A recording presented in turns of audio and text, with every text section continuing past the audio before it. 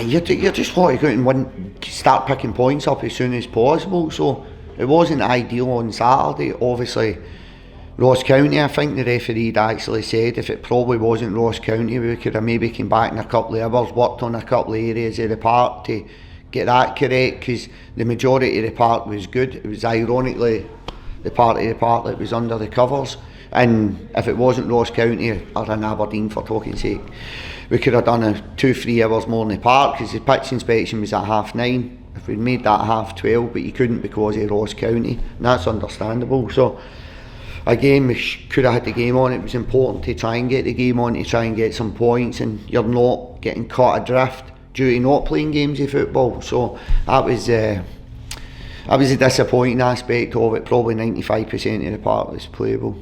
Well, I think I've looked at the fixture list, and I hope I'm right.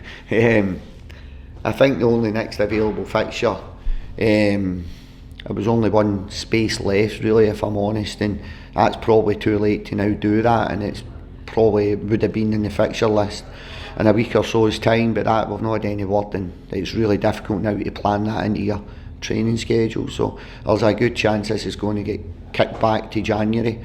Whether it becomes before the Scottish Cup or just after the Scottish Cup, I don't know, but ideally we want to play the game on Saturday, but best case scenario, it's probably going to be January. I think I've been fairly vocal on it. Like, you come into Livingston, you ask anybody at Livingston, would I have a grass park? Of course we would. But then there's this stadium's getting used by the first team on a daily basis. Games on a Saturday, but there's, between the women's teams and the academies, we've roughly got 300-400 individuals using this park on a weekly basis. So ideally we want a grass park, but then we've not got any training facilities, we've not got anywhere to train, so there's a lot of other hidden costs. So for a club of our size, with the fan base, the investment we've got, an artificial surface makes perfect sense.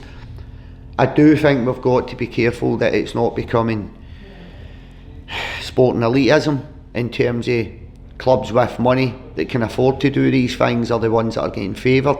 I think it's got to come down to sporting performance and sporting integrity, and for me that comes before sporting elite in terms of sporting finances.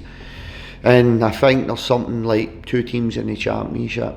I think if you go League 1 and League 2, there's very few teams with a grass park. I think there's one in League 1, Stirling Albion. Everybody else is artificial. So it's any knock-on effect that's got further down the pyramid scheme.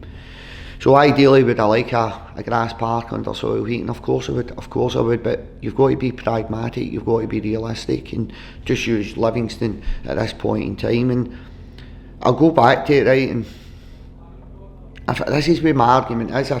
I get people are moaning about the product in the park, but I don't really buy into the artificial surface, if I'm honest. You've got a better advantage playing an artificial surface. I think 95, probably 100% of teams that are at home in this league are better at home. So if we beat a big team, it's artificial surface. If we get beat from a big team, it's nothing to do with the artificial surface. When we win games away from home on grass, it's nothing to do with the artificial surface. So I think we've got to be careful. Most women's teams, most B teams, most reserve teams, and most academy teams all play in artificial surfaces. So we're at the stage now, it's okay for the women's teams and the kids to play in artificial surfaces, but it's not okay for the first team to play in artificial surfaces. So I think we've got to be careful there. But ideally, of course, I would rather have a grass park. I played football on grass parks. We trained in artificial and we played in grass. That's how it was at the time. Yeah, but you even look at it, we were planning to be artificial the year we were just coming out of League 1. We won League 1. And then we found ourselves in the Scottish Premier League the year after, but that was all done 12-18 months previously. We've never had training facilities. We used to train out the back, but the back part's, it's no fit for purpose, if I'm honest. I've had kind of small discussions with John, Dave and the other John McElvogue at the club, and they're kind of saying, well, what's the projections? I'm like, obviously a construction base, so I've got half an idea of what I think we'd be looking at around £2.5 million to basically take an artificial surface, put it round the back, but still use the stadium as our main primary office accommodation, where we work from on a daily basis, and changing the artificial park to a grass park. We're somewhere in the region of £2.5 million, and our overall turnover on a yearly basis is just under £3 million, so you don't really need to be a rocket scientist to do the figures. We were going into a run of 3 games at home, which were going to be pivotal for us in terms of the next 3 games. Obviously the Ross County games being postponed, but you're at home. No matter who you're at home, I think you've always got a chance within the game. It's much more difficult going away to Easter Road, Tynecastle, Pittodrie, Ibrox, Parkhead. They're more difficult games, so when any of these teams come to Livingston, we've got more than a good opportunity if we perform on the day to take points from the game. But I know how well Nick's done since he's been in the building. I think he's done a very, very good job. You can see the progression in the players since he's been in there.